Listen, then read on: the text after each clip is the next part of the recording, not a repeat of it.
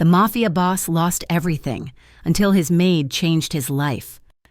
In seconds, the world thought Luca Romano was dead, and in a way, he was. Death would have been a mercy, a clean ending to a life lived in blood and smoke. What was left of him was just residue, a stain of a man haunting the gray space between a violent past and an empty grave. In the shadows of Chicago's underworld, the rumors flew like stray bullets. They said the betrayal had broken him. They said he was paranoid, a ghost in a fortress of his own making, jumping at the creak of a floorboard. Some whispered he was suicidal, that he'd spent the last 6 months staring down the barrel of a gun. Too much of a coward to either pull the trigger or walk away. The truth, as it often is, was simpler and uglier. He was just waiting for the last frayed nerve to snap, for the part of him that still felt the phantom ache of his brother's death to finally go numb. The failed hit hadn't just been a hit. It was an amputation. The men he'd broken bread with, the men who'd sworn loyalty on their grandmother's graves, had taken everything. They took his empire, his power, and his money. But the kill shot, the one that hollowed him out, was the loss of his younger brother, Nico, who had bled out on the cobblestones while Luca's trusted capos fled. Now, he lived in that hollowing. His fortress was a crumbling, Gilded Age manor 30 miles outside Chicago, a place of cracked marble, dying ivy, and windows fogged with grime. It was a tomb, and he was its willing occupant. The estate was maintained by a skeleton staff, most of them too old or too new to understand what the Romano name had once meant. The only person Luca trusted, the only one left from the old days, was Mrs. Petrov. She had been his father's housekeeper, a woman built of granite and quiet disapproval.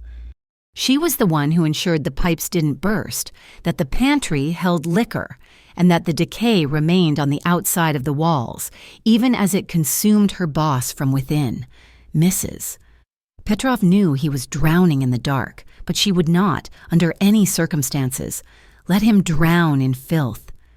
The few staff members who had survived the purge of his old life had long since fled. Terrified of his rages, or worse, his suffocating silence, she needed new help. She hired quietly, avoiding agencies, favoring referrals from a local church outreach. She trusted her gut, which had kept her alive in this world for 40 years. This time, her gut led her to a girl named Sophia Marquez. That was the name on the flimsy, forged papers.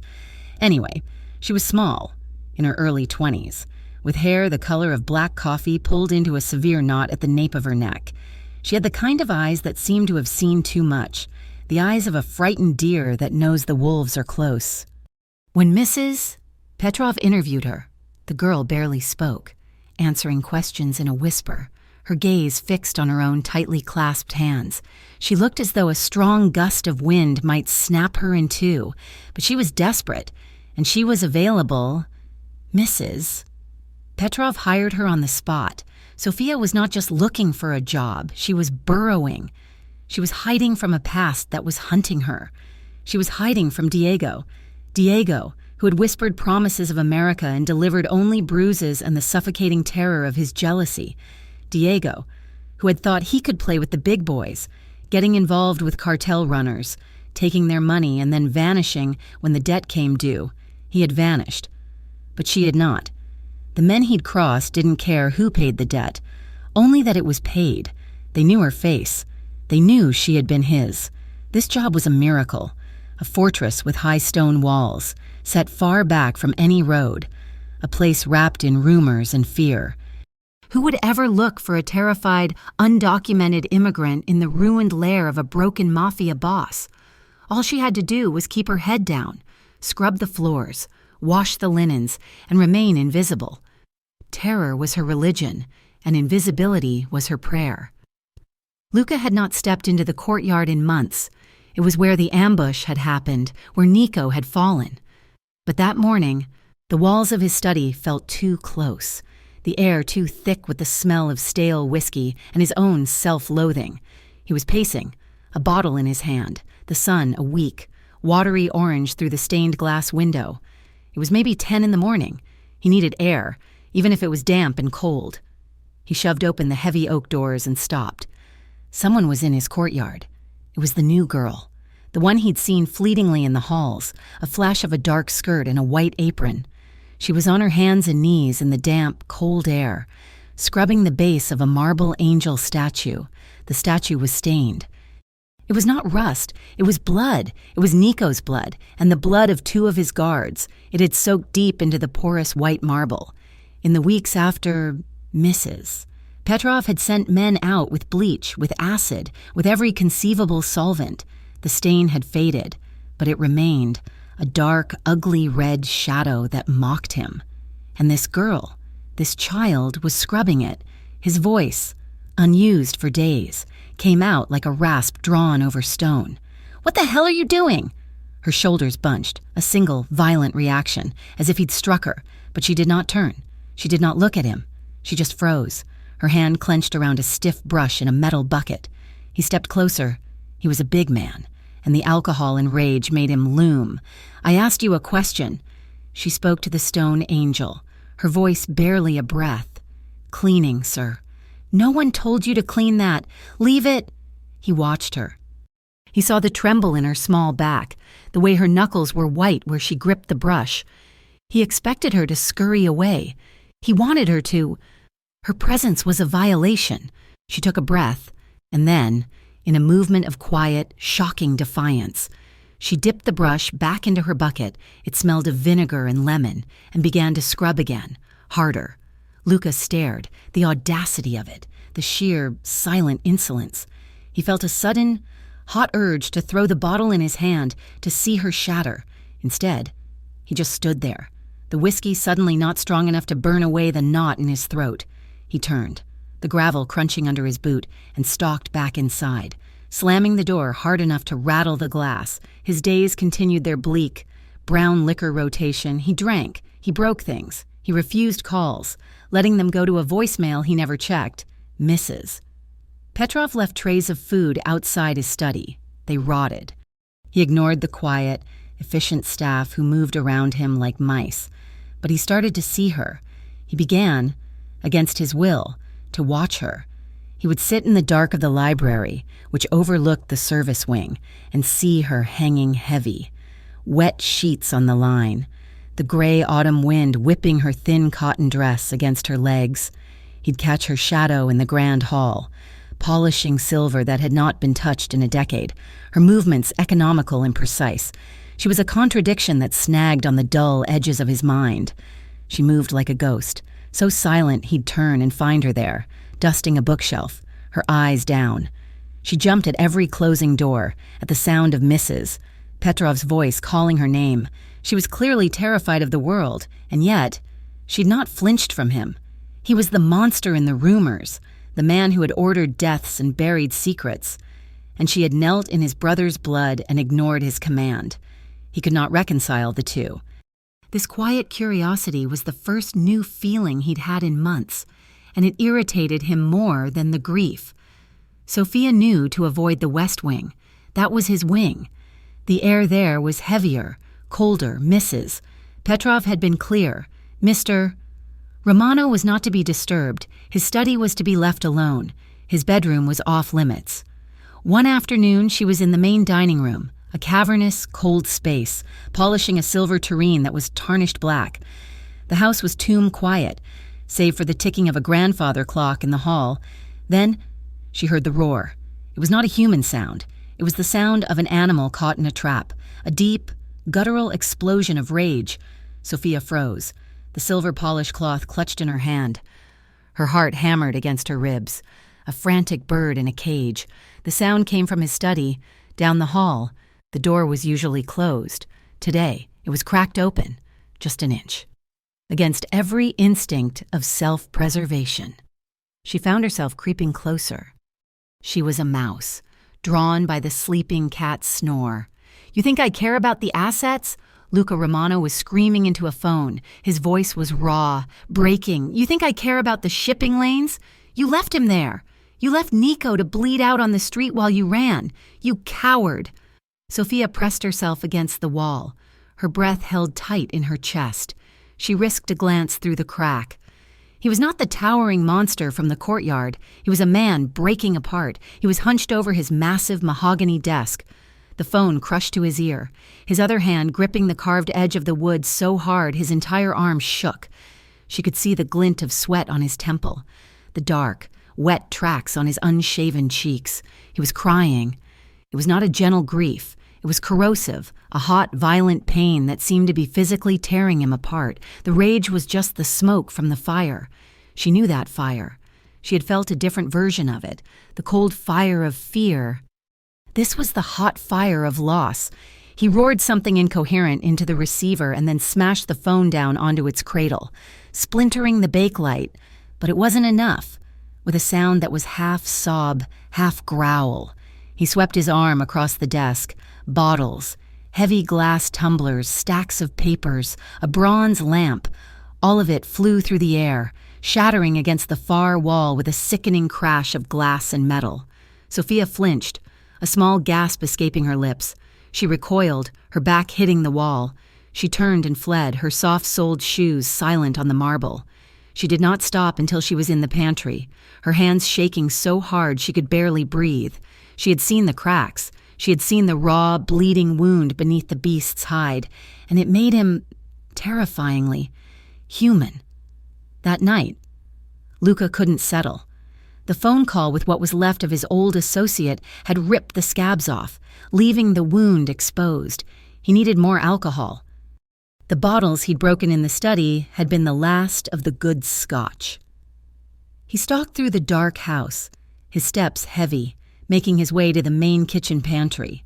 He expected darkness, but there was a light on. A single, bare bulb glowed over the massive steel prep table in the center of the kitchen.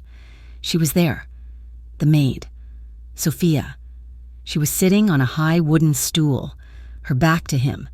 Her thin shoulders were shaking. A sound, a tiny, choked-back sob, cut through the silence. He was about to turn, to leave her to her misery. He had no space for anyone else's pain. His own was a greedy, consuming thing. But then, as his eyes adjusted, he saw the paper on the table in front of her. It was pink, a formal letter, crumpled and smoothed out. "The kitchen is closed," he growled. She gasped, a sound of pure terror, and whirled around on the stool. Her face was pale and streaked with tears. She tried to hide the letter, her hand flying to cover it, crumpling it in her fist. "I'm sorry, sir. I was leaving." He was not a nice man. He had forgotten how to be. He stepped into the light, and her eyes widened. He felt a cold, familiar anger rise. The world was full of victims, all of them wanting something. He stepped forward and, before she could react, snatched the letter from her hand. "No, please," she cried. A small, desperate sound. He ignored her, smoothing the cheap paper. It was an eviction notice. Final warning. The landlord was giving her 3 days to pay or be out. He felt a cold sneer twist his lips. All this quiet defiance, and in the end, she was just like the rest of them. Weak. "You're crying in my kitchen over rent?" His voice was low. Dangerous. "You think this is a charity? You think I'm running a halfway house for every stray who wanders in?" Her face changed. The terror receded, replaced by a profound, bone-deep weariness. It was a look he hadn't expected. He tossed the letter back onto the table. It landed in a puddle of her tears. "Get out," he snarled. "If you want charity, go to a church. Pack your things and leave my house." He braced himself for the begging, the pleading, the offers. It was always the same. Women, men. It didn't matter. When they were desperate, they groveled. Sophia just stood there, her chest heaving, her dark eyes fixed on his. She looked down at the letter, then back up at him. The tears had stopped. Her eyes were just dark, deep, and utterly empty of any illusion. She slid off the stool. She whispered, and the sound was so quiet he almost didn't hear it. But it cut through the silence of the vast kitchen, louder than his own shouting had been. "I didn't ask for anything." She didn't say, "Sir." She didn't raise her voice. She just stated the fact, a simple, unassailable truth. She picked up a thin, worn coat from the back of the stool, walked past him, giving him a wide berth as if he were a rabid dog or a piece of poison, and disappeared out the service door into the cold night. The door clicked shut, a soft, final sound. Luca stood alone in the kitchen.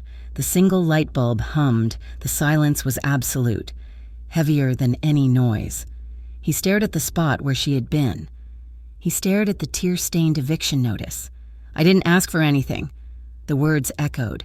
They found a crack in his armor, a place the bullets and the betrayal had missed.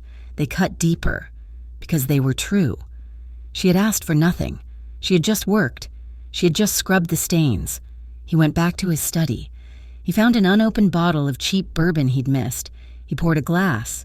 He stared at it, the amber liquid catching the moonlight. Her words came again. He threw the glass, not in rage, but in a strange, sharp spasm of something. It shattered against the cold fireplace. That night, for the first time in 6 agonizing months, Luca Romano couldn't sleep. He didn't just lie awake, stewing in his own grief. He paced. He walked from his room to the library and down the grand hall, the sound of his boots echoing in the empty mansion. He was haunted, not by the ghosts of his past, but by the whisper of a maid. The sun rose, but it brought no warmth to the house. It only illuminated the dust, the decay, and the long, sleepless night Luca had just endured.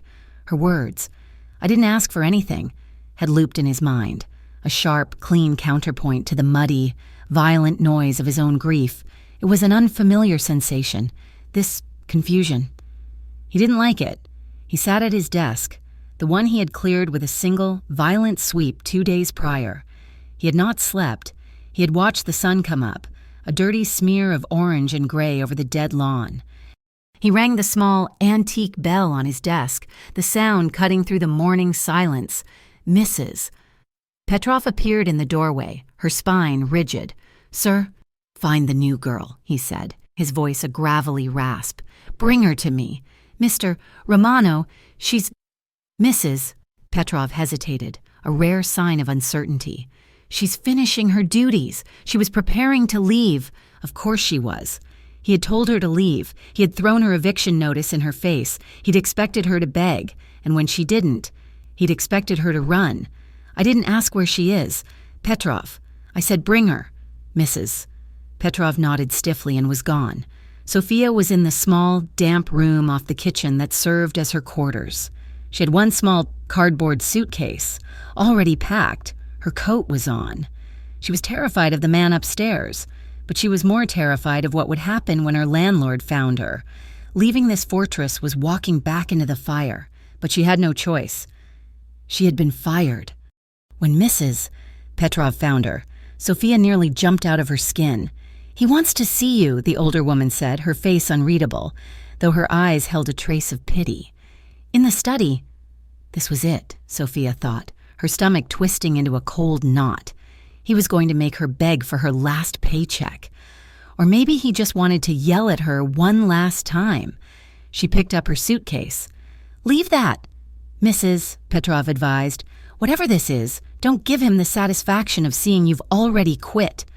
Sophia set the suitcase down and followed the housekeeper's black-clad form down the long, cold hallway. The study door was open. Luca was standing by the window, staring out. He was a silhouette against the weak morning light. He didn't turn when she entered. "Sir?" she whispered. Her hands clasped so tightly her knuckles ached. He turned, and she fought the urge to recoil. In the daylight, he looked worse.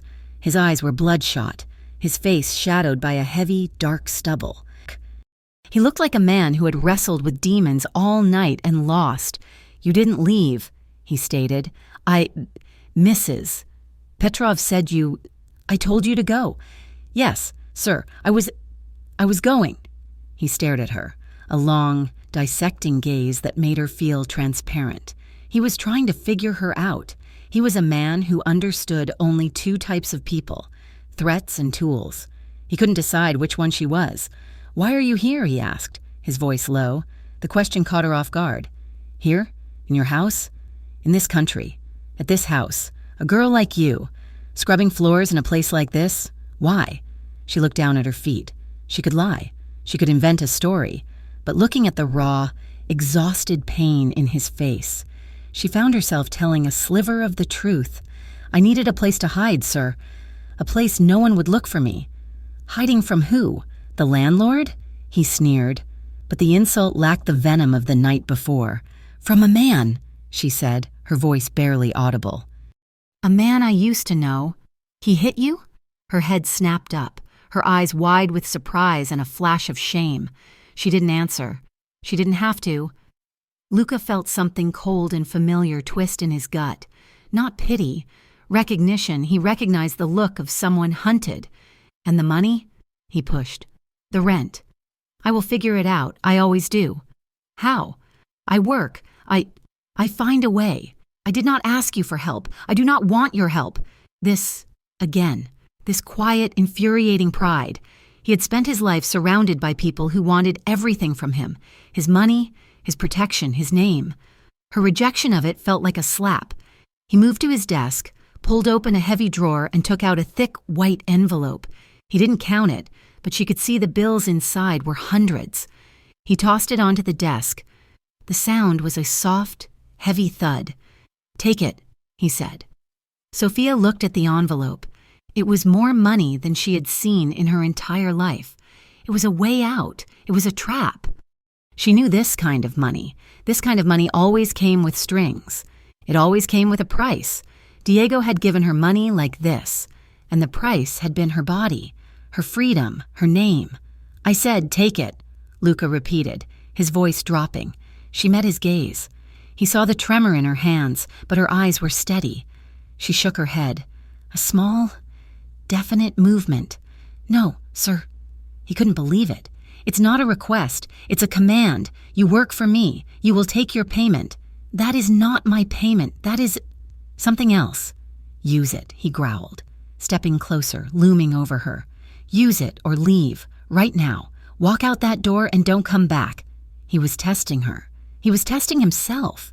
He wanted her to take it, to prove she was like everyone else, a problem that money could solve.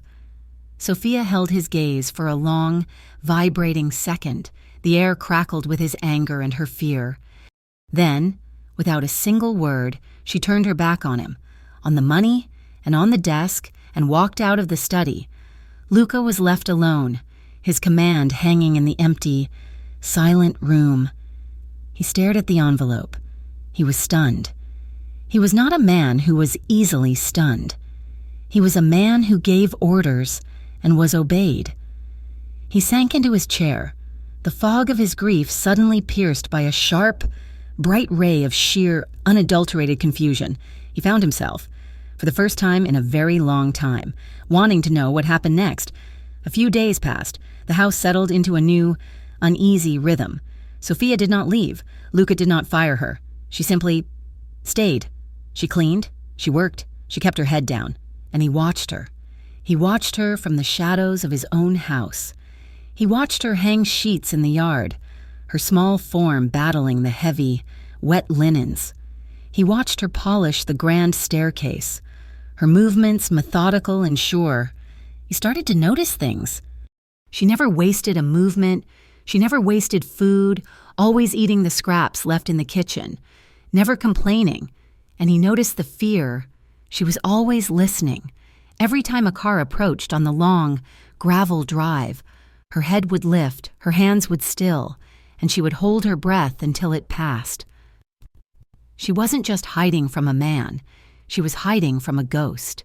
His own ghosts, however, were not content to stay in the past. He was in the library, a room he rarely used. When he saw the van, it was a black, nondescript panel van, the kind that blends in everywhere. It was parked half a mile down the private access road, just visible through the trees. It sat there for an hour. The next day, it was back. Luca's blood, sluggish for months, began to move faster. He wasn't paranoid. He was a professional. He knew what a scout looked for. He knew what a windy city plumbing van meant when it sat for hours where there were no pipes. A former rival, a man named Petrucci, had been trying to claim his old territory.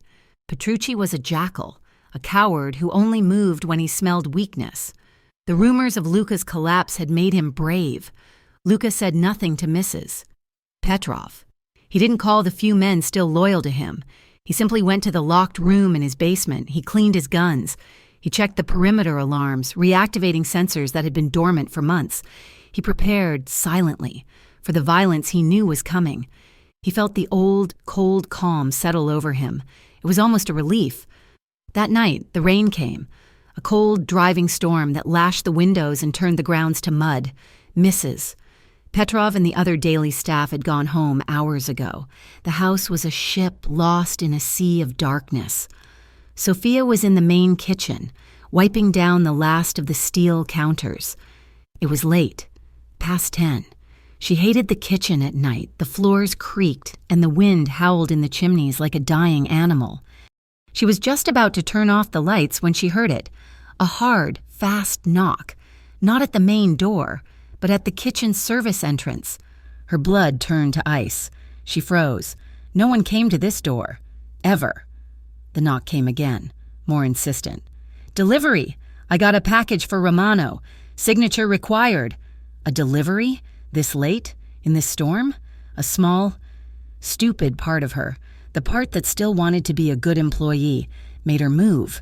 Maybe Mrs. Petrov had ordered something. "Just leave it," she called out, her voice trembling. "Can't, got a sign. Come on, lady, it's freezing out here." She crept to the door. She looked through the small, fogged peephole. All she could see was a yellow rain slicker. The man's head ducked down. She fumbled with the deadbolt. It was a mistake. She knew it was a mistake the second she did it. She cracked the door open just an inch, ready to tell him to leave the package. The man shoved it open with brutal force, sending her staggering backward. He was not a delivery driver. He was large, soaked from the rain, and his eyes were hard and bright. He wasn't the man from the plumbing van. He was someone else. He had a small, coiled wire in his hand. "Where is he?" the man snarled, grabbing the front of her thin blouse, yanking her toward him. "Where is the boss?" Sophia opened her mouth to scream, but only a choked, terrified sound came out. "Upstairs? Is he alone? Talk, you stupid!" The man never finished his sentence. Luca had been in the library, not drinking, just watching the drive. He saw the black van, its lights off, roll to a stop just outside the main gate. He saw a figure jump out and sprint toward the house, avoiding the drive, sticking to the trees. He knew they were coming for the service entrance. He didn't run. He moved with a speed and silence that belied his size. He had a 9mm in his hand, but he didn't need it. Not for this. The man in the kitchen didn't hear him. He was too focused on Sophia, on his mission. Luca entered the room just as the man raised his hand to strike her. There was no sound, no warning. Luca took 3 long, fast strides. He grabbed the man's head from behind with one massive hand covering his mouth with his other arm. He locked around the man's throat, lifting him off his feet. It was not a fight. It was an execution. The intruder's feet kicked uselessly. His hands clawed at Luca's arm. Sophia watched, her back pressed hard against the pantry door, her hand over her own mouth. The sounds were awful. A wet, choked gasp. The pop of cartilage. Luca held the man, his face a mask of cold, concentrated rage, until the kicking stopped. He let the body drop. It hit the immaculate tile floor with a heavy, final thud. The silence that followed was absolute, broken only by the sound of the rain and Sophia's harsh, ragged breathing. Luca turned to her. He was covered in sweat, his chest heaving. He expected her to be screaming, to be hysterical, to be running. She was just standing there. Her entire body was shaking, a leaf in a hurricane, but she was standing. Her eyes were huge and black, fixed on the body. Then, she lifted her gaze to his. She looked at the man who had just taken a life in front of her. She took one shuddering breath and whispered, "Thank you." Luca stared at her. "Thank you." He had just killed a man in his kitchen. He had shown her the monster he was, the animal they all whispered about, and she thanked him. The adrenaline began to drain, replaced by a cold, unfamiliar spike of fear. Not for himself, for her. They had seen her. They knew she was here. He strode toward her and grabbed her arm, his grip bruising. He wasn't shouting. "You will not open the doors. For anyone. You will not go outside. You will not leave this house. Do you understand me?" She just nodded, her eyes still locked on his. She didn't flinch from his grip. His voice was a low, desperate rasp. Do you understand me, Sophia? It was the first time he had ever used her name. The next day, the house was a tomb.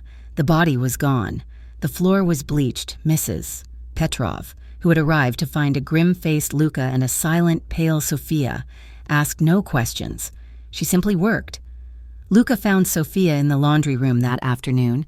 She was folding towels, her movements jerky and small. He knew she was crying. Though she made no sound, he had seen his mother cry this way, silently, so his father wouldn't hear. He stood in the doorway, a large, awkward shadow in the bright, sterile room. He didn't know what to say. He didn't know how to be a person. He can't hurt you, he said, the words sounding stupid to his own ears. She shook her head, not looking at him, and scrubbed at her face with the back of her hand. It's not that. What is it, then? She finally turned, and her face was a ruin of quiet despair. I have no one. You have this house. You have guns. You have power. She looked down at her own hands. I have nothing. If I disappear, no one will look for me. There is no one to call. No mother, no brother, no family, no one. He looked at her. This small, broken thing that had refused his money and thanked him for a murder. He saw her absolute, crushing loneliness, and it resonated with his own. He was surrounded by ghosts, but he was, in essence, just as alone as she was. He looked away, at the white, sterile walls of the laundry room. That makes two of us. He left her there. But something had changed. The small, irritating snag of her existence had become something else, a connection, a thin, frayed wire in the dark. He started eating in the kitchen. He'd storm in, long after Mrs. Petrov had left and find Sophia there, eating a small, late-night meal at the massive central table. He wouldn't say a word. He would just pull his own cold tray from the refrigerator, take a seat at the extreme opposite end of the 20-foot table, and eat. The silence was monumental. It was just the sound of two forks scraping on ceramic, two lonely people existing in the same space, separated by a sea of polished wood. For Sophia, it was terrifying. For Luca, it was grounding. The storm that broke the silence came a week later. It was a real Chicago monster, a thunderstorm that ripped trees from the ground and sent the sky into a flashing, epileptic fit. A crack of lightning, louder than a gunshot, struck a transformer down the road. The house lights flickered, buzzed, and died. Luca was in his study, staring into an unlit fireplace. A bottle of whiskey, his only companion. The sudden, primitive darkness didn't bother him. It matched his mood. He heard a noise, a soft scrape. He turned, his hand instinctively going to the gun he now kept at his belt. Sophia stood in the doorway. She was holding a single, flickering candle. The flame illuminated her face, making her eyes look like deep, dark pools. In her other hand, she held a tray. The generators are out, she whispered, as if the darkness demanded quiet. The stove is gas. I made soup. She stepped into the room. He watched her. She moved with a strange grace in the flickering light. She wasn't just a maid. She wasn't just a victim. She was Sophia. She set the tray on the low table in front of him, a bowl of steaming vegetable soup and a piece of bread. He hadn't realized he was starving. She didn't leave. She surprised him by sitting, not in the chair opposite him, but on the cold hearth, a safe distance away. She just held her candle, the wax dripping onto a small saucer. You should eat, she said. He picked up the spoon. The soup was hot, simple, and real. They sat in silence for a long time, just the sound of the storm outside and him eating. He finished. He set the bowl down. Why aren't you afraid of me? He asked the shadows. She looked at the candle flame. Not at him. I am. You have a funny way of showing it. I'm afraid of what you can do, she said, her voice soft but clear. But you were not the one who hunted me. You were not the one who hurt me. The man at the door. He was like him. But you. She looked at him. You were the one who stopped him. He had no answer for that. Why did you stay? He asked, his own voice rough. After that night, you told me not to leave the house, she said, a tiny ghost of a smile playing on her lips. I am very good at following orders. Most of the time. He watched her.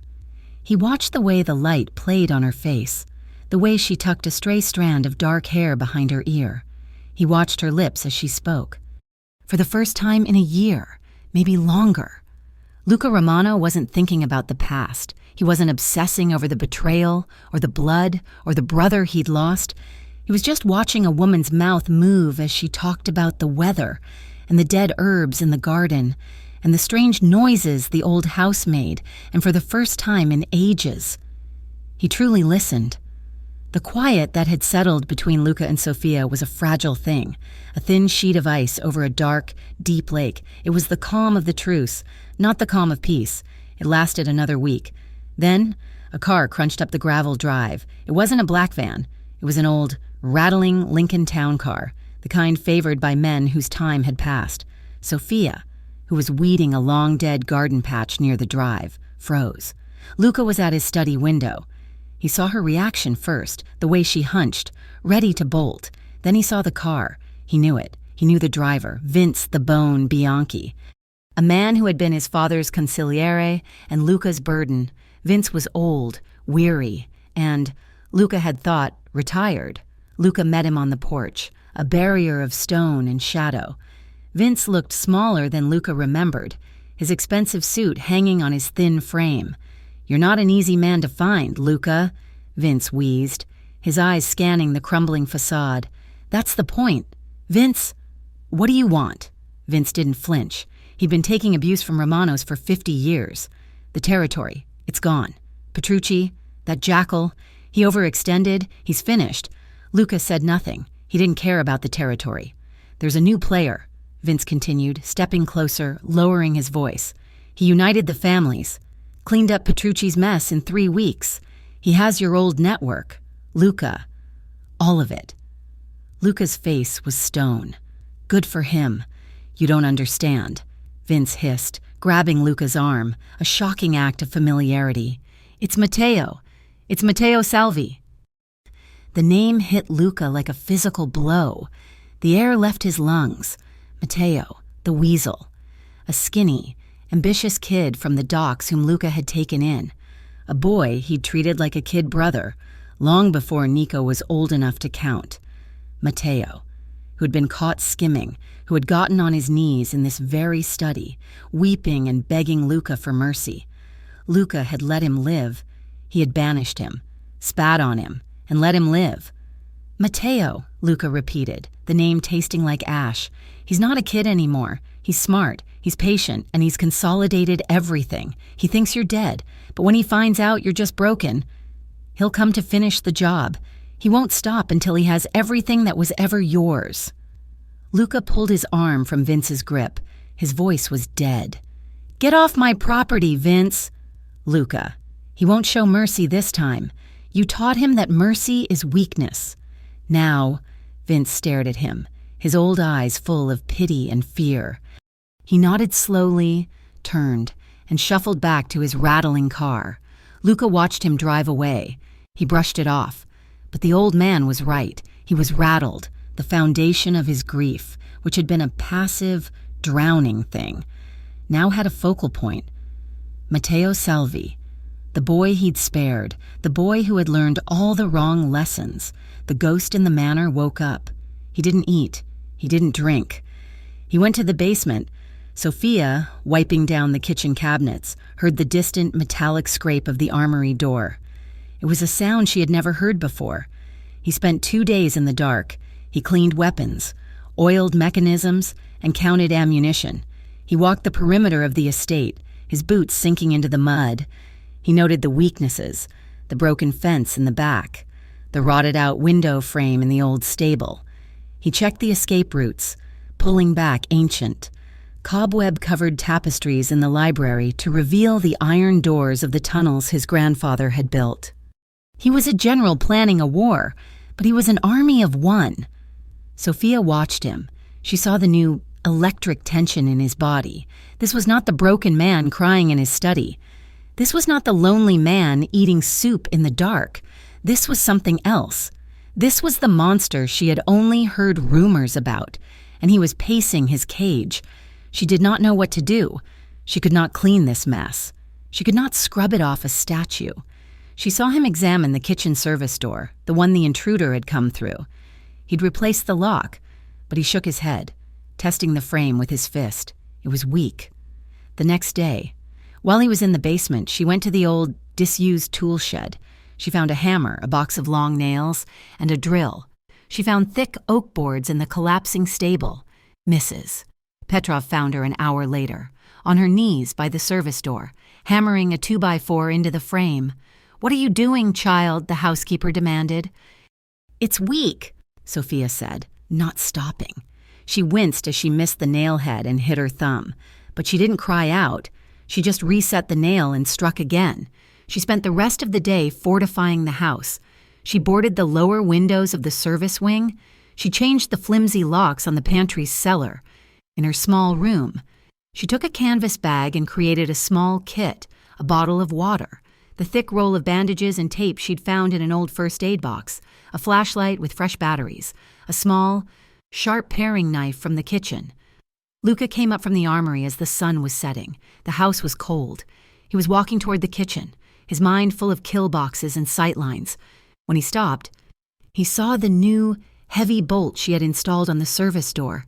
He saw the thick oak boards she had nailed over the vulnerable window in the laundry room. He saw the hammer and box of scattered nails on the floor, where she had left them. He touched the fresh, splintered wood. She hadn't done it with skill. The nails were crooked, the boards uneven. She had done it with pure, stubborn determination. He found the emergency kit later, tucked on a low shelf in the pantry. He opened it. Bandages, water, a knife. He had expected her to run, the moment real. Named danger had arrived.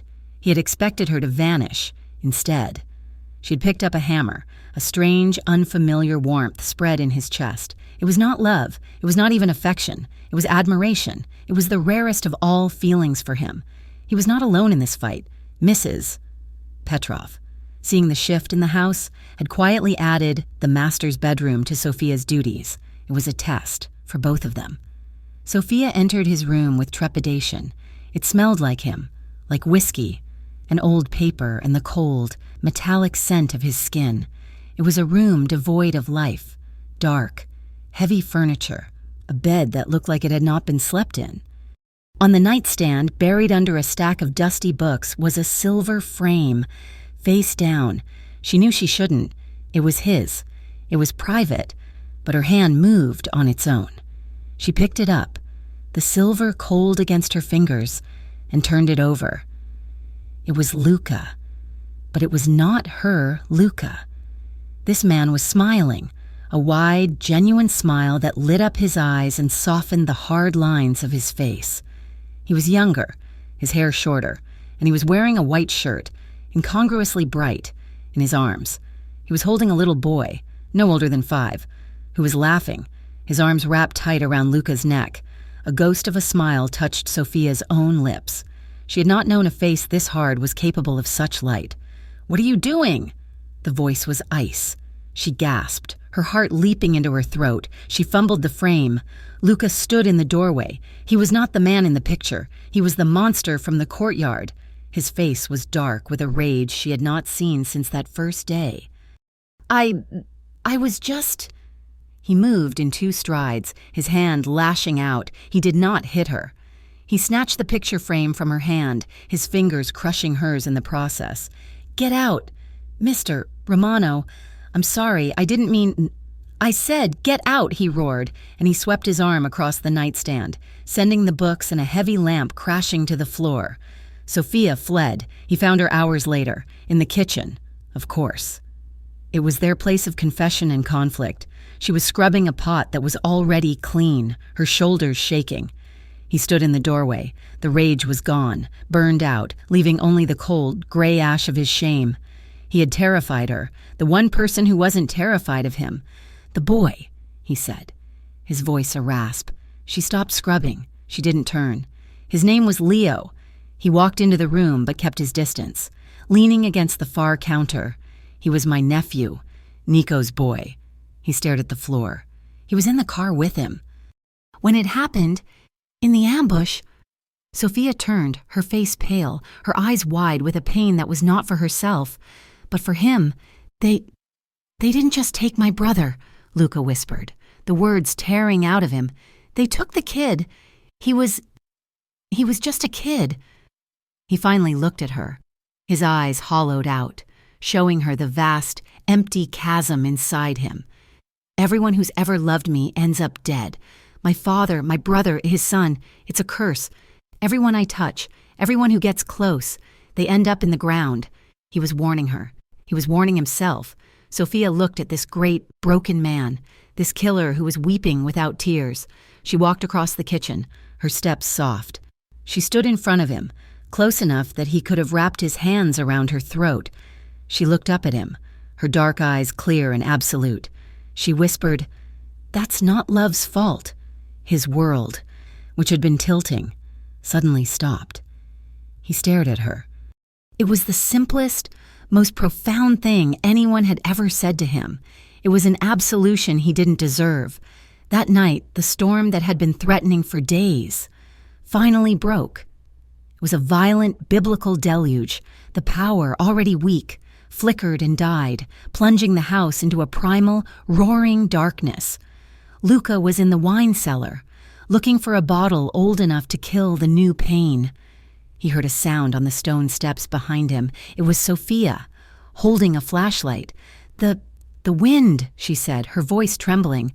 "It blew the pantry door open and the main cellar door." Just as she spoke, a colossal gust of wind hammered the house. The heavy, iron-clad wine cellar door, which had been balanced precariously on its ancient hinges, slammed shut with the sound of a cannon. The flashlight beam caught the iron handle on the inside as it snapped, the metal sheared and broken. They were trapped. "Well," Luca said into the darkness, his voice surprisingly calm. He lit a candle with an old lighter from his pocket, the cellar filled with a flickering, sickly yellow light. "This is a problem." Sophia ran to the door, pulling on the broken handle. We are locked in." "Yes," Luca said. He picked a bottle of wine, a 1961 Barolo. "Looks like we are." He sat on a wooden crate. He opened the bottle with a corkscrew he kept on a shelf. He took a long drink, straight from the bottle. Sophia paced. She was trapped in a cold, dark room with him, a man of violence, and 1,000 bottles of wine. She was terrified. He watched her. "He'll come for you. You know." She stopped pacing. "Who?" "Matteo. He'll find out you're here. He'll see you as mine. He will want to take you, just to prove he can." "I am not yours," she whispered, her back to him. "He won't see the difference." He took another drink. "You should have run. Sophia, when Vince was here, you should have packed your bag and run." "Where?" she asked, turning on him, her voice suddenly sharp. "Where was I supposed to run? Back to the landlord? Back to the man I was hiding from? You think your ghosts are the only ones in the world?" He was silent. She sagged, her anger gone. She slid down the wall, pulling her knees to her chest. The cellar was cold. They sat in silence for a long time. An hour, 2. He drank. She watched. "You're going to drink all of it, aren't you?" she said, her voice soft. "It's my cellar. You will have a very bad head in the morning," she murmured, "and you will be very mean." He looked at her. A strange, rusty sound rumbled in his chest. It was a laugh. It was a painful, unused thing, but it was a laugh. Probably. The alcohol, the close quarters, the confession. It had all lowered his defenses. He wasn't a boss. She wasn't a maid. They were just two people trapped in the dark. He set the bottle down and moved. He sat on the floor, leaning against the wall, but he sat near her. He held out the bottle. "You look cold." She shook her head. "No." He took another drink. "That's not love's fault." He repeated her words, his voice a low rumble. "You don't know what you're talking about." "I do," she said. "Love doesn't kill. Men do." He looked at her, the candlelight carving shadows into his face. He saw her, really saw her, not the fear, not the defiance, just her. He leaned in. He was so close he could feel the warmth of her breath, smell the scent of soap and fear. He stopped, giving her time to pull away. She didn't move. His mouth found hers. It was not a gentle kiss. It was a collision. It was desperate and angry and full of his entire broken, grieving soul. His hand came up, his fingers rough, tangling in her hair, gripping her head as if she were the only solid thing in a collapsing world. He kissed her like he was starving, like he was drowning, and she was the last bit of air on earth. He tasted the wine on his own lips and the salt of... He didn't know if they were his tears or hers. Then he pulled back. He wrenched himself away, his chest heaving. The curse. Leo's face. Nico. No, he rasped, his eyes screwed shut. I can't. I'll destroy you. He felt her hand, a small, trembling hand. On his cheek, his eyes snapped open. Sophia was looking at him. She was not afraid. She was not a victim. Her eyes were clear, and they were full of a terrible, beautiful, defiant strength. She leaned in. Her lips touched his. This time, there was no violence. This time, it was a choice.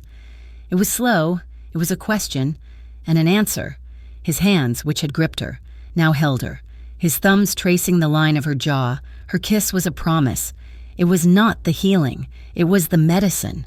They stayed there, in the dark, for a long time. They didn't go further. The kiss was too profound, too heavy. It was enough.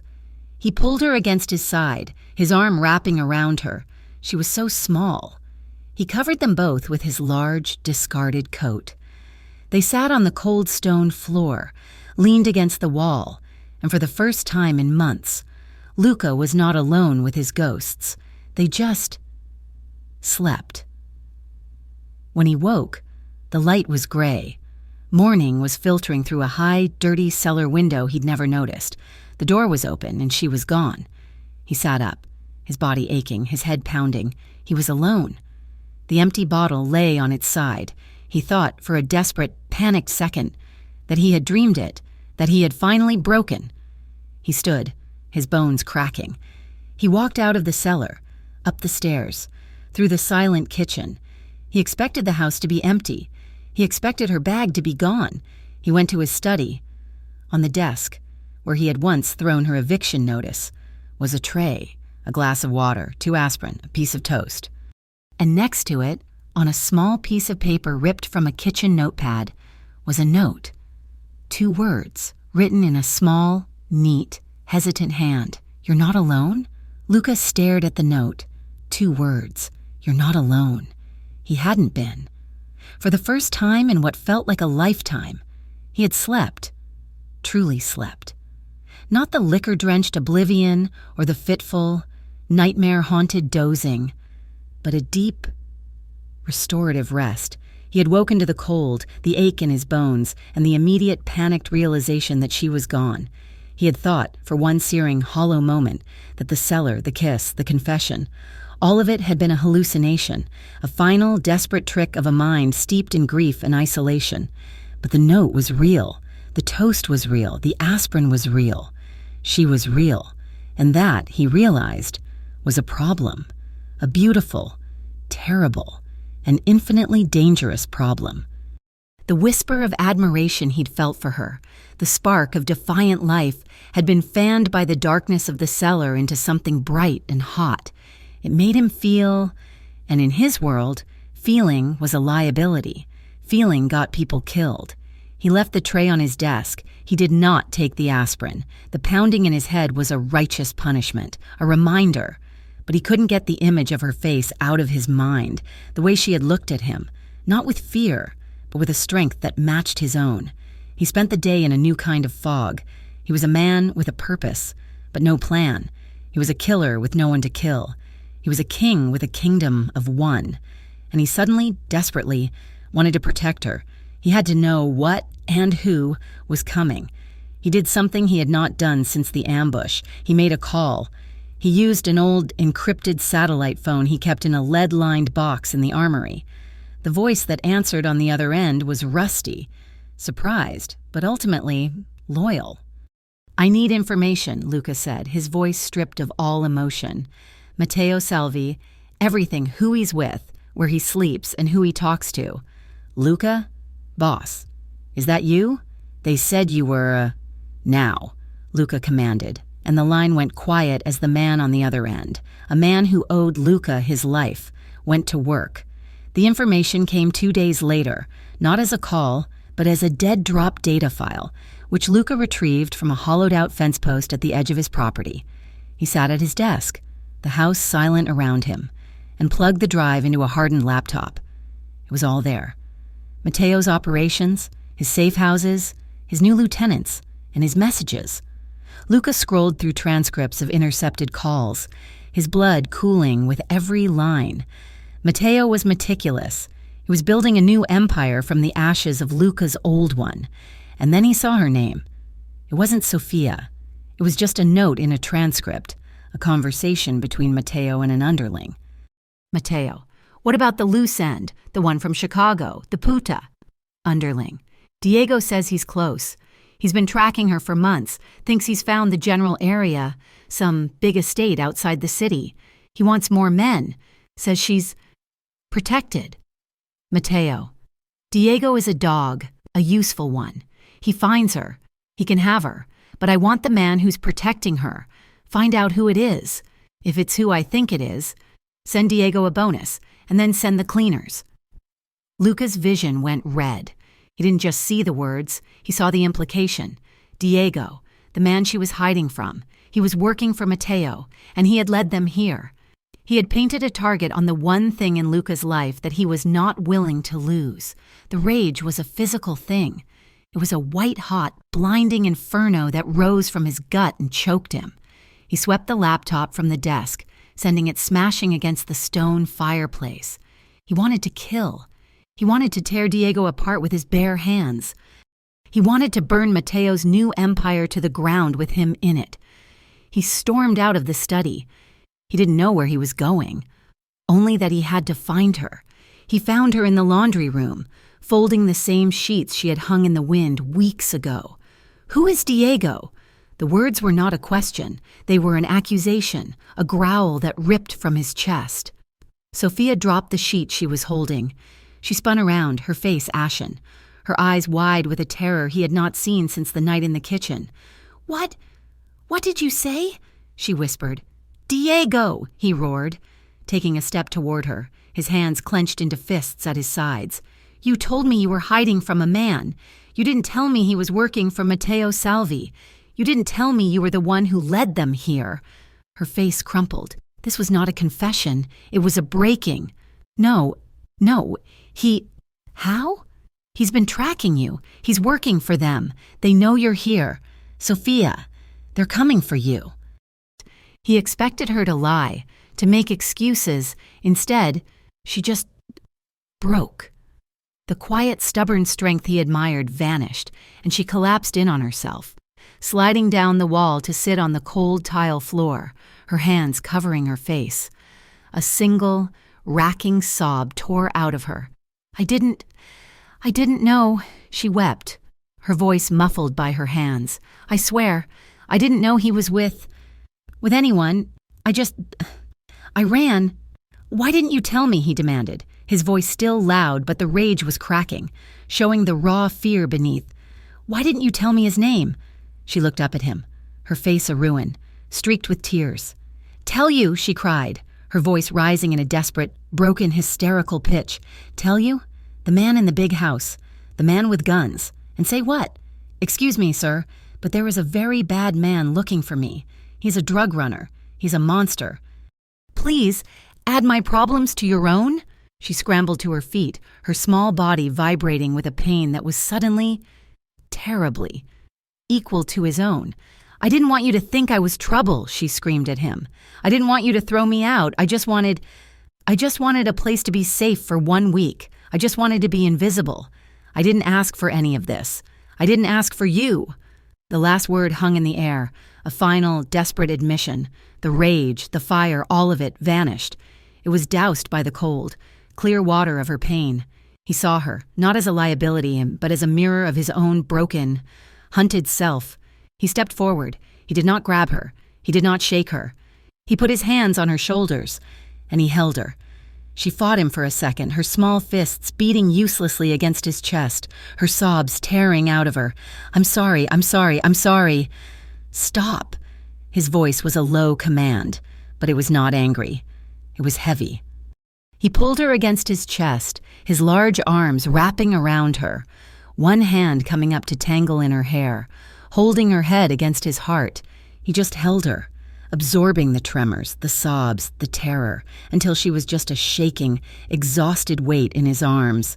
He was breathing hard, not from exertion but from the force of the emotion he was holding back.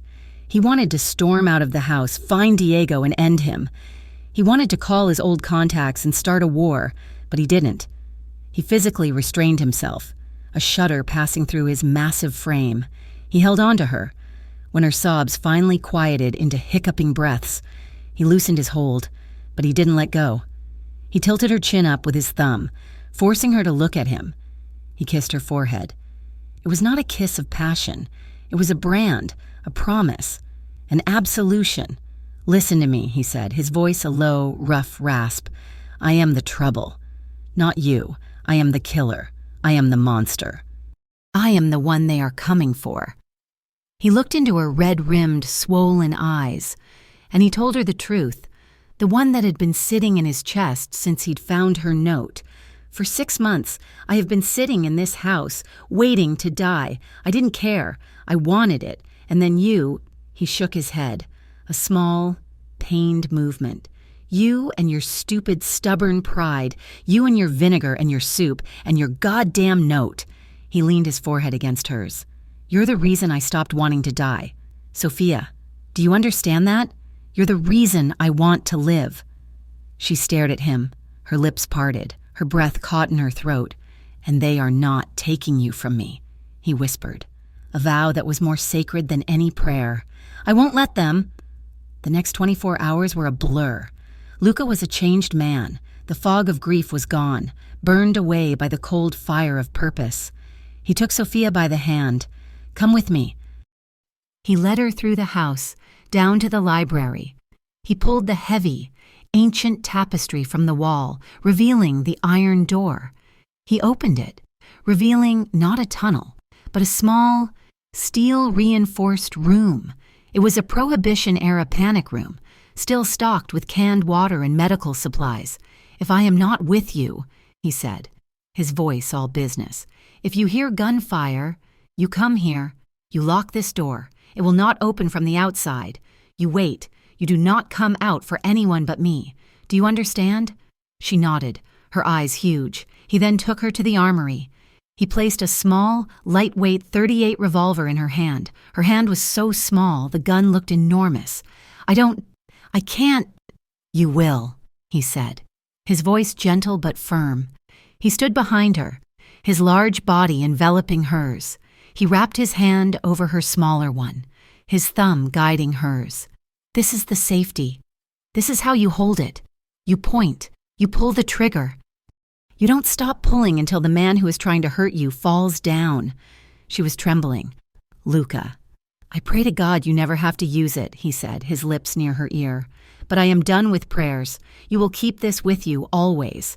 He put 2 men on the gate, old-timers, men he had trusted with his life, men who had been living quiet lives of retirement. He called them, and they came. He didn't tell Sophia about them. He didn't want her to feel like a prisoner, but she was. They were prisoners in his fortress, waiting for the siege. That night, the house was a different kind of quiet. It was not empty. It was full. It was full of anticipation, of fear, and of a strange, electric energy. Neither of them could eat. Neither of them could sleep. Luca was in his study, cleaning the revolver for her. When she appeared in the doorway, she was wearing a simple, white cotton nightgown. She looked small and clean and terrifyingly fragile.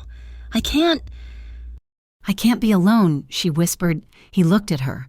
He saw the gun in her hand, held loosely at her side. He saw the terror in her eyes. He stood up. He walked to her, and he gently took the gun from her hand, placing it on his desk. He did not speak. He just held out his hand. She looked at his hand, large, calloused, scarred, a killer's hand. She put her small, trembling hand into his. He led her from the study, up the grand staircase, to his room, the room she had fled in shame. He closed the door, and the click of the lock seemed to seal them off from the rest of the world. The only light was from the moon, streaming in through the tall windows. He didn't move. He just stood there, his back to the door, and looked at her. She was a pale, beautiful ghost in the moonlight. "Sophia," he whispered. It was not a prayer. It was a plea. He moved toward her, and his hands, the same hands that had just taught her how to kill, were trembling. He raised one, and he gently, so gently, touched her face. He traced the line of her cheekbone with his thumb, as if he were memorizing her, as if she were a dream he was afraid of waking from. She leaned into his touch, her eyes closing, a single, quiet tear escaping and rolling onto his thumb. He kissed the tear. His lips were rough and warm and hesitant. He kissed her eyelid. He kissed her temple, and then he kissed her mouth. It was not the desperate, angry kiss of the seller. This was a kiss of starvation. It was the kiss of two people who had been dying for years and had just found the antidote in each other's mouths. It was slow. It was deep. It was a desperate, silent conversation. His hands moved from her face to her shoulders, to her arms, pulling her closer, until there was no space between them, just the thin cotton of her nightgown. He moaned, a low, pained sound in the back of his throat, and he buried his face in her hair, breathing her in. "You're real," he murmured. "You're real." "I'm here," she whispered, her arms sliding around his thick neck, her fingers tangling in his hair, holding on as if he were the only thing keeping her from floating away. He lifted her. She was weightless in his arms. He carried her to the bed and laid her down on the heavy, dark comforter. He did not release her. He followed her down, his body a heavy, protective weight over hers, his lips never leaving hers. He unbuttoned her nightgown, his fingers fumbling, clumsy. He, who could disassemble a complex weapon in the dark, could barely manage 3 simple pearl buttons. She smiled against his mouth, a small, watery smile, and her own hands came up to help him. The first sound was the shattering of glass, a sudden, violent explosion from the floor below that ripped the sacred silence of the bedroom apart. Luca was moving before he was awake. The man who had been trembling, who had been whispering her name like a prayer, was gone. In his place was a creature of pure, cold instinct. He rolled off the bed, pulling her with him, his body shielding hers as a second and third gunshot ripped through the night, the reports echoing from the grand staircase. "Stay down," he roared, his voice a guttural command. He was already moving, grabbing his discarded pants, pulling them on, his gun, the one he always kept on the nightstand, already in his hand. "The study," he said, his voice terrifyingly calm. "The safe room. Go, now." "No, I'm not leaving you," Sophia was scrambling, her heart trying to beat its way out of her chest, grabbing the gun he had given her. "Damn it, Sophia!" He grabbed her arm, his grip a band of steel. "This isn't a request." He dragged her out of the bedroom. The hallway was dark, but downstairs, the front hall was lit by the strobing. Terrifying flashes of muzzle fire. The men at the gate. They were gone. His men. Dead. The realization hit him like a physical blow, but he didn't slow. He half shoved, half carried her toward the library. The attack wasn't a scout. It wasn't a probe. It was an army. Matteo. He'd brought a goddamned army. "The tunnel," he said, changing his mind. "The safe room was a trap if they took the house. We go to the tunnel. Stay behind me." He led the way, his gun up. The house was a war zone. He could hear men shouting, their voices unfamiliar, echoing in his house. They reached the library. He shoved the tapestry aside, his hand reaching for the iron handle of the tunnel door. A shadow detached itself from the doorway of the dining room. A man in dark tactical gear. Luca didn't hesitate. He shoved Sophia behind him and fired twice. The sound was deafening in the enclosed space. The man crumpled. Luca didn't look back. He yanked the tunnel door open. "In! Go!" Sophia scrambled into the blackness. It was a narrow, stone-lined passage, smelling of damp earth and rot. Luca followed her in, pulling the heavy door shut, plunging them into absolute, suffocating darkness. "Here," he said, his voice a low breath beside her. He fumbled, and a high-powered flashlight beam cut through the black, illuminating a path that sloped down. "Move, fast, don't look back." He pushed her ahead. They ran, their footsteps echoing. His heavy boots, her bare feet. She was still in the nightgown. The thin cotton a pathetic defense against the cold. "Wait," he hissed. He stopped, pulling her back against his chest, his free hand covering her mouth. He snapped the flashlight off. Darkness, silence, and then, from the way they had come, a sound, the scrape of the iron door. They hadn't been fast enough. Someone had seen them. "Get down," he whispered, pushing her into an alcove, a small recess in the stone. "Stay here. Do not move. Do not make a sound. Luca, do it." He clicked the safety off his gun, and he waited. The beam of a flashlight bounced down the tunnel. One man, then two. "I saw him, I tell ya," a voice whispered. "The old man and a girl. Matteo wants the girl," the second voice said. "He wants her. Alive. The boss. He don't care about." Luca closed his eyes. He let his breath out, slow and steady. The beast was here. The first man passed the alcove. The second man, the one who had spoken, was just a few feet away. Luca moved. He exploded from the alcove. He was not a man. He was a force, a 200-pound instrument of rage. He didn't use his gun. It was too loud. He grabbed the second man from behind, his hand clamping over his mouth, his other arm locking around his throat. It was the same move he had used in the kitchen. The man's partner whirled, but he was too slow. Luca pulled the man in front of him, using him as a shield. The first man fired, his shot wild, the bullet screaming off the stone. Luca, his face a mask of cold fury, put 2 rounds into the first man's chest. The man fell. The man in Luca's arms was choking, struggling. Luca ended it. A single, brutal snap. He let the body fall. He stood, his chest heaving in the beam of the fallen flashlight, and that's when the third man, the one who had been lagging behind, fired from the darkness. It was not a loud bang. It was a hot, searing, impossible pain. A fist of white-hot iron slammed into his left shoulder. He roared, a sound of pure, animalistic rage and agony, and he fell to one knee. He raised his own gun and emptied the clip into the darkness where the shot had come from. A scream, a gurgle, the thud of a body. Silence. "Luca?" Sophia was at his side, her hands on him, her face a pale oval of terror in the dim light. "You're hit." "It's nothing that—" He lied, gritting his teeth. The flashlight beam showed the blood. It was not nothing. It was a lot. The front of his shirt was already dark, the blood pumping, hot and fast. He tried to stand, and his leg buckled. The blood loss was happening too fast. "Here," he said, shoving his gun at her. He'll be empty." He fumbled at his belt, his good hand shaking. "The clip. Take the clip. Reload it. Now. Sophia, I don't know how," she cried, her hands trembling so hard she could barely hold the heavy weapon. "Yes, you do," he snarled, the pain making his voice a blade. "I showed you. Eject the magazine. Bottom, push the button." Her fingers fumbled. A click. The empty magazine fell to the stone floor.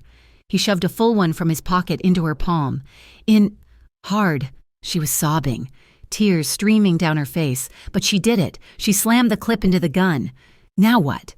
Pull the slide, the top, pull it back, hard. She gritted her teeth, her small hands struggling with the heavy spring. "I can't. Do it." She screamed, a sound of pure frustration and fear, and she yanked it back. A click, a single, beautiful bullet was now in the chamber. He grabbed the wall and hauled himself to his feet, his arms screaming. "Good girl, let's go. You can't." "I can," he said, and he put his good arm around her, leaning on her. "The stables. There's an exit. Move." They half ran, half stumbled through the dark, Luca leaning his weight on her, leaving a dark, wet trail. They came to a rusted iron ladder. "Up," he gasped, the word a puff of white in the cold. She climbed. He followed, his one good arm taking his entire weight. The pain in his shoulder was a universe. He bit his lip until he tasted blood. At the top. She shoved at a heavy wooden trapdoor. It opened into the back of an old horse stall. They fell out onto the damp, musty-smelling hay. They were in the abandoned stables. Luca collapsed, his back sliding down the rotting wood. He was done. "No!" he panted as Sophia tried to haul him up. "No! Lock the door!" Sophia ran to the heavy stable doors, slamming the thick wooden bar into place. It wouldn't hold against an army, but it would hold for a minute. She ran back to him. He was pale, his skin clammy in the moonlight streaming through the broken roof. The front of his shirt was a black, glistening mass. He was bleeding out. "Oh, God, Luca, no!" she wept, pressing her hands to the wound. He roared in pain, shoving her away. "The kit!" he gasped, his eyes beginning to glaze. "In my pocket. Your kit." She fumbled in his coat. He had taken her emergency kit. She pulled it out. What do I do?" "Stitch. Need stitch," he panted. "The bottle in the kit. Antiseptic." She pulled out the small bottle of antiseptic and the roll of bandages, and the needle and thread she had packed for mending clothes. "No," he whispered, fumbling, his good hand pulling the small paring knife from the kit. Heat the knife, the lighter, pocket." She found his lighter. Her hands were shaking so badly she could barely spark it. She held the flame to the tip of the knife until it glowed red. Cut the shirt," he ordered. She did, slicing the bloody fabric away. The wound was a nightmare, a deep, ragged hole. "Now," he pissed, his body rigid. "The needle. Luca, I can't. I'm not a doctor. I'll hurt you." You'll hurt me if you don't," he said, his voice fading. "I'm bleeding. Out. Sophia, do it." She threaded the needle, her tears blinding her. She poured the antiseptic directly into the wound. Luca screamed. It was a strangled, terrible sound that tore through the night, a sound that no one but her would ever hear. He arched off the floor, his body convulsing, and then fell back, unconscious. "No," she whispered. "No, you don't get to die." With trembling, desperate hands, she put the needle to his flesh. She pushed it through. She stitched him up like he was a torn piece of fabric, a broken toy. Her work was ugly, a jagged, clumsy line. But the bleeding slowed, and then it stopped. She wrapped the wound with the entire roll of bandages, pulling it tight. She sat back on her heels, covered in his blood, her body shaking from the adrenaline. He was alive. His breathing was shallow, ragged, but he was alive. She sat in the hay, in the cold, and she held his hand. She held it for hours. He woke just before dawn. His eyes fluttered open. He looked at her, confused. Then the pain hit. "Ugh, Christ, you're okay," she whispered, her voice raw. You're stitched." He looked down at his shoulder, at the crude, bloody bandage. He looked at her face, stained with dirt and his own blood. You did this?" he rasped. She nodded, but he stared at the broken roof, at the first, pale, sickly gray light of dawn. "Matteo," he whispered. "Who is he? Luca, who is he? Really?" He was silent for a long time.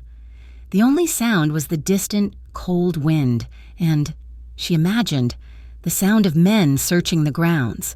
"He was my protégé," Luca said, his voice hollow, full of a pain that had nothing to do with his shoulder. "I found him on the docks. A kid, skinny, smart, hungrier than a wolf. He had nothing. He reminded me of me, before. I took him in." He turned his head, his eyes finding hers in the dim light. "I didn't just teach him. I loved him. Like a son. Before Nico had Leo. There was Matteo. I raised him." His voice broke. "Just for a second. He was my right hand. He knew everything, every account, every secret, every tunnel." What happened?" she whispered. "He betrayed me," Luca said, the words simple, brutal. "He got greedy, started skimming. I confronted him. He got on his knees in my study. He cried, he begged, he said he was weak, that he'd never do it again. He was my boy. So I let him live. I banished him. I told him if I ever saw his face again, I'd kill him. He closed his eyes. It was me. I did this. I let him live. And he planned the ambush. He was the one who told them where Nico would be. He killed my brother. He killed my nephew. And he used my own mercy to do it. Sophia's blood ran cold. She finally understood. This wasn't a rivalry. This was a patricide. A son trying to kill his father. Diego, she whispered, the name tasting like poison. He's not just working for him. He was a test. Luca looked at her, his eyes sharp, even through the pain. Matteo found out I was here, she said, the horrible logic clicking into place. He found Diego, my ex. He knew Diego was hunting me. He sent him to see who was protecting me, to see if it was really you. He used me. He used my past to find you. He doesn't just want your power. Luca, she said, her voice breaking. He wants to humiliate you. He wants to take everything that was ever yours, including, she couldn't say it, including you. Luca finished for her. She broke, the last of her strength, the adrenaline. It all fled. She dropped her head into her hands. This is my fault, she sobbed. I brought them here. I'm the one. I'm the reason. Oh, God, Luca, I'm so sorry. Don't. His voice was weak, but it was steel. He grabbed her, his good hand covered in dried blood, gripped her face, his fingers threading into her hair, forcing her to look at him. Don't you dare, he rasped, his eyes burning with a feverish intensity. Don't you dare blame yourself. You didn't do this. I did. My past, my mistakes. He pulled her closer, his face inches from hers. For 6 months, I was a ghost, a dead man. I was waiting for a bullet to finish what they started. And then you. He let out a pained breath. You are the only thing keeping me breathing. You are not the reason I'm dying, Sophia. You are the only reason I am still alive. He held her there, his gaze locking her, branding her. They hid for hours. The sun came up, a full, mocking, beautiful sunrise. Luca's fever set in. The wound, despite her care, was angry. He began to shiver, his teeth chattering. He started to talk. He didn't talk about Matteo. He talked about his past, about all of it. He hallucinated. He saw men she had never heard of. He saw Nico, and he apologized, over and over. I should have been there. Nikki, I'm sorry. He talked about Leo, the boat. I was gonna get him a boat for his birthday. He talked about his sins, the men he'd killed, the lives he'd ruined, the weight. It's so heavy. Sophia, the weight. She didn't leave. She didn't sleep. She sat in the cold, dirty hay, and she held him. She held his head in her lap, wiping his brow with a damp rag. She listened to the confessions of a monster, and all she saw was the man. She held him while he shook. She held him while he wept for his brother. She held him, and she was not afraid. The morning was bright and cold when the voice came. It was not a human voice. It was amplified, metallic, a loudspeaker, from a car outside the stables. Luca! The voice was young, arrogant, and full of a cold, laughing confidence. Matteo, I know you're in there, old man, or in the house, or in a hole. It doesn't matter. I have the house. I have your men. What's left of them, anyway? Luca's eyes snapped open.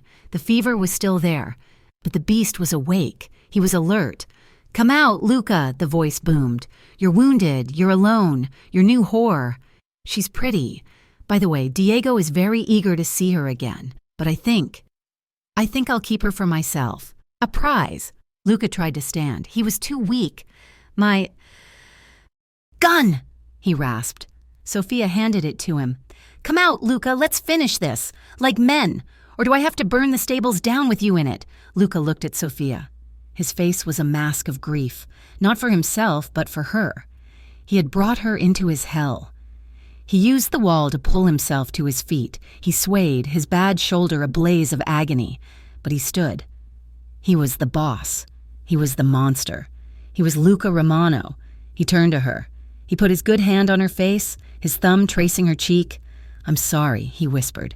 "No," she said, her voice fierce, her eyes dry. He kissed her. It was not a kiss of passion. It was a kiss of goodbye.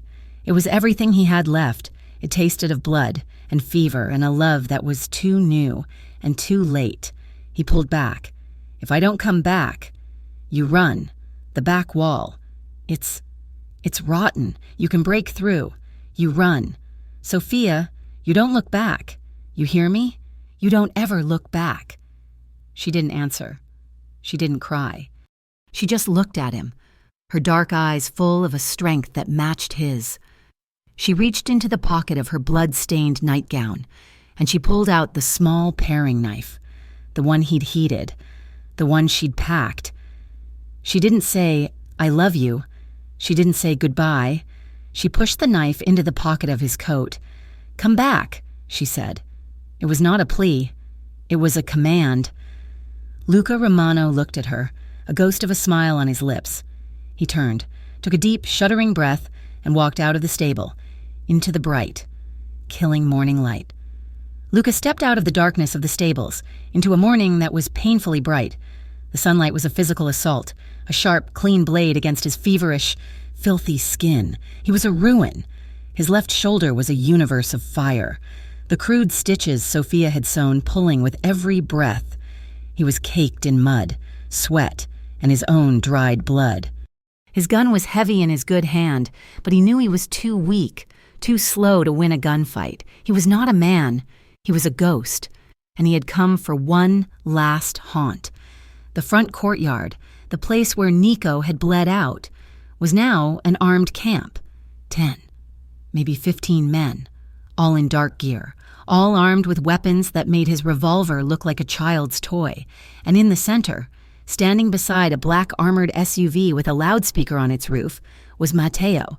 He was not the skinny, hungry boy from the docks. This Matteo was dressed in a pristine, black three-piece suit. His hair was slicked back. He was clean-shaven, his face handsome, his eyes cold and empty. He looked like a magazine cover. He looked like the son Luca had never had, and the devil he had always known. Matteo was sipping from a small, porcelain cup, an espresso, on a battlefield. The arrogance of it made Luca's blood boil. "Ah," Matteo said, his voice carrying easily in the cold air. He didn't use the loudspeaker. He wanted this to be intimate. "The lion, come out of his den." He set the cup down on the hood of the SUV. "Look at you. Old man, you're a mess. I almost feel bad." Luca just stood there, swaying slightly, his gun held at his side. He was saving his energy. He was saving his rage. "You're alone," Matteo stated, looking around. "My men. They said they saw the girl. Where is she? Did you feed her to the wolves? Or is she hiding, waiting for me?" Luca's face was stone. "Diego really wants her," Matteo mused, walking a small, casual circle.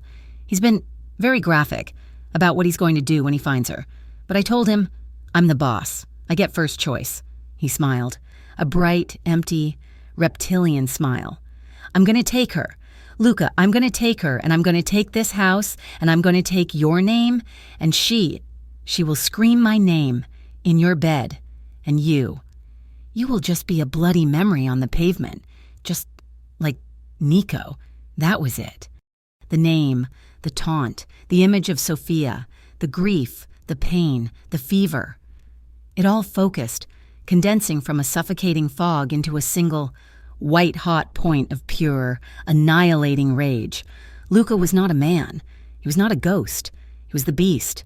He didn't shout. He didn't fire his gun. He dropped the useless weapon, and he charged. The movement was so sudden, so suicidally insane, that it caught everyone, including Matteo, off guard. The guards raised their weapons, but Matteo shouted, "No, he's mine!" Luca, running on a broken shoulder and pure, unadulterated will, crossed the 20 yards of gravel and slammed into Matteo like a freight train. The fight was not a fight. It was a mauling. It was not skill. It was brutality. Luca's only thought was to tear, to break, to end. His good hand grabbed Matteo's throat, and he squeezed. lifting the younger man off his feet, slamming him against the side of the SUV. Matteo's hands clawed at Luca's arm, his eyes wide with shock, his face turning purple. "You don't say her name," Luca roared, his voice a gravelly, broken sound. He smashed Matteo's head against the car, once, twice, but the fever was burning him alive. His bad shoulder was screaming. Black spots danced in his vision. Matteo, a snake to the last, rammed his knee up into Luca's groin. Luca gasped, the pain lancing through him, his grip loosening just for a second. It was all Matteo needed. He twisted, breaking free, and landed a hard, fast punch to Luca's wounded shoulder. Luca screamed, a sound of pure agony, and this time, he was the one who fell. He hit the gravel on his knees, his vision tunneling. Matteo was on him in an instant. He was younger, he was faster, and he was uninjured. He tackled Luca, sending him sprawling onto his back. Matteo was on top, his knees pinning Luca's arms, his face a mask of his own triumphant rage. "Old man!" He spat, his fist connecting with Luca's jaw. "Old, weak, dead!" He hit him again. Luca tasted the copper of his own blood. From his boot, Matteo pulled a long, thin stiletto. The blade snapped open, a silver fang in the morning light. "You should have killed me, Luca," he hissed, pressing the point of the knife against Luca's throat. "You should have killed me when you had the chance. Mercy is a weakness." He pressed harder. A small bead of blood welled up on Luca's skin, from inside the dark stable. Sophia watched. She'd seen him charge. She'd seen him fall. She'd seen the knife. Her hand was on the rotten back wall. "Run," his voice echoed. "Don't look back." She looked at the gun in her hand, the one he had taught her to load. She was trembling. She was not a killer. She was not a warrior. She was a maid. Come back. She had told him. It was a command. She stepped out of the shadows of the stable, her bare feet silent on the grass. She was a pale, bloody ghost in her white nightgown. No one saw her. They were all watching the execution. She was 30 feet away. She raised the gun, her hands shaking so badly she could barely hold it. She held it with both hands, just as he had shown her. She tried to aim, but she was just pointing at the tableau, at the man she loved, and the monster who was killing him. She closed her eyes, and she pulled the trigger. The sound was a small, sharp pop. It was nothing compared to the rifles, but it was everything. Matteo screamed. It was not a roar of rage. It was a high, thin shriek of pure, surprised pain. He looked down. A small, dark hole was blossoming on the side of his right leg, just above the knee. He had been shot. He turned, his eyes wide with disbelief, and he saw her, Sophia, standing like a terrified angel of death, the gun smoking in her hands. "You," he gasped. It was only a second, a single, shocked, confused second. It was the moment Luca needed. With a final, explosive roar, Luca's good hand shot up, grabbing Matteo's wrist, the one holding the knife. He didn't just stop it. He twisted. There was a wet, heavy snap, the sound of bone breaking. Matteo shrieked again, the knife clattering to the gravel. In one fluid, brutal movement, Luca reversed their positions. He was on top, his knee on Matteo's chest, his good hand grabbing the fallen knife. He pressed the point of the stiletto under Matteo's chin, pushing his head back into the dirt. The entire courtyard was frozen. The guards, their guns still raised, did not move. Their leader was beaten. Luca was breathing like a dying bull. His chest was heaving. His face was a mask of blood, sweat, and a terrible, final clarity. He could do it. He could end it. He could push the blade 2 inches and finish the boy he had raised, the monster he had created. He looked at Matteo's eyes. They were wide. They were terrified. They were the same eyes of the boy who had begged him for mercy in his study all those years ago. He looked over at the stable. He saw Sophia. She was still standing there, her whole body shaking, but she had not run. He looked back down at Matteo. He let out a long, slow breath. The fever, the rage, it all bled out of him, leaving just a cold, weary emptiness. He didn't kill him. He leaned in, his lips brushing Matteo's ear so only he could hear. His voice was not a roar. It was a whisper. "You will not die. Matteo," he rasped. "You will live. You will live with one leg. You will live with nothing." He pushed the knife just a fraction, drawing another drop of blood. "And you will live. Every single day. For the rest of your miserable life. Knowing that you lost. Knowing that you, with your army, and your suits, and your guns, you lost it all. To a broken old man, and a maid." He pulled back, took the knife from his throat, and threw it into the dirt. He was done. And then, in the distance, a new sound, a sound that was clean and sharp and final. Sirens, not one, a dozen. The men in tactical gear looked at each other, confused, panicked. This wasn't part of the plan. What did you do?" Matteo gasped from the ground, his face white with pain and a new, dawning horror. Luca didn't answer. He looked at Sofia. She, while holding him in the stable, while listening to him confess, had not been idle. One of the men in the tunnel? The one who had spoken of Matteo. He'd had a satellite phone on his belt. She had taken it, and while Luca slept, she had gone through it. She didn't just find calls. She found ledgers. She found coordinates. She found shipment manifests. She found everything. She found the proof of Matteo's new empire. And she had made a call, an anonymous call, to a federal task force. She had told them where to find the biggest racketeer in Chicago, and she had given them the proof. The police cars, the state troopers, the black federal SUVs, they flooded the courtyard. It was over. Luca was arrested. Of course he was. He was Luca Romano. He was sitting on the ground, covered in blood, next to a man he had just brutalized, in a courtyard full of guns. They put him in cuffs, his good arm pulled behind his back, the pain making him almost pass out. But he didn't fight. He didn't say a word. As they walked him to a car, he looked at Sofia. She was being wrapped in a blanket by a female officer, her face pale, her eyes only on him. He nodded, just once. A small, almost imperceptible movement. "You did good. The charges against Matteo Salvi were extensive. RICO, murder, racketeering, drug trafficking. The anonymous evidence was ironclad. He was never going to see the outside of a prison again. The charges against Luca Romano were complicated. He was a known entity, but the evidence showed he was a retired one. He was on his own property. He was attacked by a known and now very wanted criminal. The dead men in his house and on his grounds were all on Matteo's payroll. And the star witness, a quiet, terrified young woman named Sofia Marquez, testified that Luca had been protecting her from men who were there to kill them both. The charges were dropped. It took 3 weeks. 3 weeks of lawyers and doctors, and a silence that was almost as loud as the gunfire. The house was clean, the blood was scrubbed, the bullet holes were patched. Mrs. Petrov, in an uncharacteristic show of something, had seen to it. Sofia waited. She lived in the house. She was not a maid. She was not a prisoner. She was just waiting. He returned on a Tuesday. The day was cold, the sky a high, hard blue. Sofia was in the garden, the one she had been weeding when Vince Bianchi had arrived. It was just a patch of cold, dead dirt. She was on her knees, a small trowel in her hand, trying to turn the soil, trying to make something grow. She heard the gravel crunch, but she didn't flinch. She stood. He was there, at the edge of the garden, just watching her.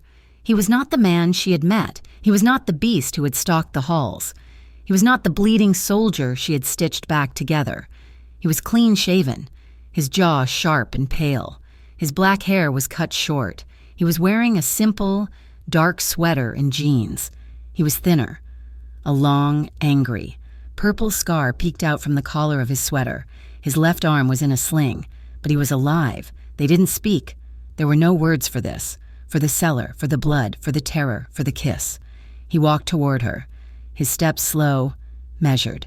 He looked at her, his eyes, the ones that had been hollow with grief and hot with fever, were now just clear, and they were full of her. He stopped, just in front of her. She could smell the soap from his skin. He didn't touch her face. He didn't kiss her. He dropped to one knee. It was not a proposal. It was not a surrender. It was the act of a man who had been carrying the weight of 1,000 sins for a lifetime and had finally been allowed to set it down. He bowed his head, this proud, broken, beautiful man, and he rested his forehead so gently against her belly, against her, the center of her, the place of life and warmth and hope. He let out a breath he had been holding for 30 years. Sophia's hand, no longer trembling, came up. She did not stroke his hair. She did not coddle him. She held him. Her hand rested on the back of his head, her fingers gripping him, anchoring him. She held him like a man who had finally, after a long, terrible war, come home. They stood there for a long time, in the cold, winter garden. He murmured, his voice a low, rough vibration against her skin, the first words he had said to her since the day he had been taken. "You changed everything." She looked up, at the high, hard, blue sky. A single, small tear of relief, of an end, of a beginning, rolled down her cheek. She whispered, her voice as certain as the sunrise. In seconds, "Thank you so much for listening to this story. We truly hope you enjoyed the journey of Luca and Sophia. We would love to know where you are listening from, so please drop a comment and let us know. If you love stories like this, please subscribe to Mafia Romance Stories so you never miss an update. Your thoughts are so important to us. So please share them in English in the comments below. We read every single one.